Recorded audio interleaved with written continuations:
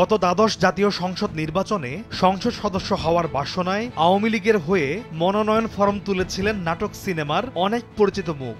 এদের মধ্যে দু একজন মনোনয়ন পেলেও বেশিরভাগই হয়েছিলেন বাতিল। আবার কেউ কেউ স্বতন্ত্র প্রার্থী হয়ে নির্বাচনও করেছেন।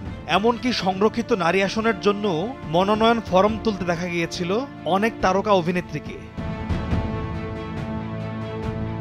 গত নির্বাচনে শোবিজ তারকাদের মধ্যে সবচেয়ে বেশি আলোচিত ছিলেন চিত্রনায়িকা মাহিয়া মাহি। আওয়ামী লীগের হয়ে মনোনয়ন ফরম তুলেছিলেন এই অভিনেত্রী। তবে মনোনয়ন না পেয়ে সিদ্ধান্ত নেন স্বতন্ত্রভাবে নির্বাচন করার। এরপর তিনি ট্রাক মার্কা নিয়ে নির্বাচনে দাঁড়িয়ে বেশ আলোচনায়ও ছিলেন। তবে শেষ পর্যন্ত নির্বাচনে ভরাডুবি হয় তার। একই আসনের প্রতিদ্বন্দ্বী আওয়ামী লীগের প্রার্থীর কাছে বিপুল ভোটের ব্যবধানে হারেন তিনি। এমনকি নির্বাচনের পর রাজনীতিবিদ স্বামীর সঙ্গেও বিবাহ বিচ্ছেদ হয় ঢাকাই সিনেমার আলোচিত এই নায়িকার। নির্বাচনের সময় তিনি সিনেমা ছেড়ে দিয়ে জনসেবার ঘোষণা দিলেও নির্বাচনে হেরে গিয়ে আবারও ফিরে আসেন সিনেমার জগতেই।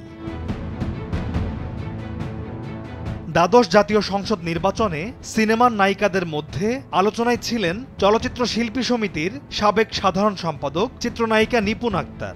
এফডিসি কাণ্ডে আলোচিত এই চিত্রনায়িকার সঙ্গে শেখ পরিবারের সদস্য শেখ সেলিমের অন্তরঙ্গ সম্পর্ক থাকায় রাজনৈতিক মহলে বেশ দাপট নিয়ে চলতেন নিপুণ। আর সেই সুযোগ কাজে লাগিয়ে নিপুণ হতে চেয়েছিলেন সংসদ সদস্য। তবে মনোনয়ন ফরম তুললেও শেষ অবধি মনোনয়ন পাননি তিনি। শেখ মুজিবুর রহমানকে কেন্দ্র করে নির্মিত বায়োপিক সিনেমায় শেখ হাসিনার চরিত্রে অভিনয় করে আলোচনায় এসেছিলেন চিত্রনায়িকা নুসরাত ফারিয়া। সে সময় জানিয়েছিলেন তিনি আওয়ামী লীগের রাজনীতিতে আসতে চলেছেন। সেই আশায় নেমেছিলেন মনোনয়ন সংগ্রহের মিছিলে। কিন্তু তার ক্ষেত্রেও একই পরিণতি ঘটায় রাজনীতির মাঠে আর কখনোই দেখা যায়নি এই অভিনেত্রীকে।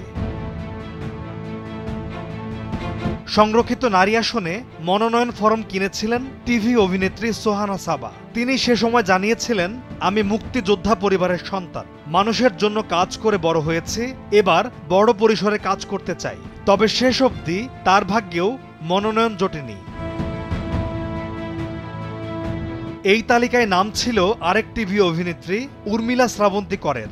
ছাত্রলীগের সাবেক এই নেত্রীও আওয়ামী লীগের মনোনয়ন কিনেছিলেন। তবে তার বেলাতেও ফলাফল একই, মনোনয়ন পাননি তিনিও। ঢাকায় চলচ্চিত্রের আলোচিত নায়িকা অপু বিশ্বাসও তুলেছিলেন মনোনয়ন ফরম। মানুষের জন্য কাজ করার আগ্রহের কথাও জানিয়েছিলেন সাংবাদিকদেরকে। তবে শেষ পর্যন্ত তার ভাগ্যেও আওয়ামী লীগের মনোনয়ন জোটেনি। সিনেমার আরও দুইজন নায়িকা রয়েছেন এই তালিকায়, চিত্রনায়িকা শাহনূর ও চিত্রনায়িকা শিমলা। জানা গেছে আওয়ামী লীগের কেন্দ্রীয় কমিটির কয়েকজন নেতার আশ্বাসেই তারা মনোনয়ন ফরম কিনেছিলেন। তবে তাদের আশ্বাসে ফল মেলেনি। এদিকে টেলিভিশন অভিনেত্রীদের মধ্যে সংসদ সদস্য হবার মনোনয়ন ফরম কেনার তালিকা অনেকটাই লম্বা।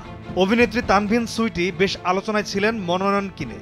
আলোচনায় এসেছিলেন ঔপন্যাসিক শহীদুল্লাহ কায়সারের কন্যা অভিনেত্রী শমী কায়সার। এছাড়াও নৌকায় চড়ে সংসদে যাবার ইচ্ছা ছিল প্রয়াত কথাসাহিত্যিক হুমায়ুন আহমেদের স্ত্রী মেহের আফরোজ শাওনের। তবে তাদের কারোরই ভাগ্যে নৌকার টিকিট জোটেনি।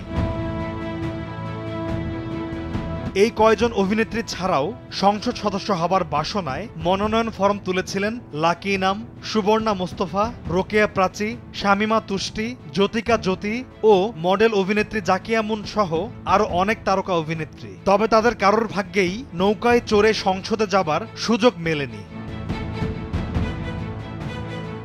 পলাশ খান, ভোরের কাগজ।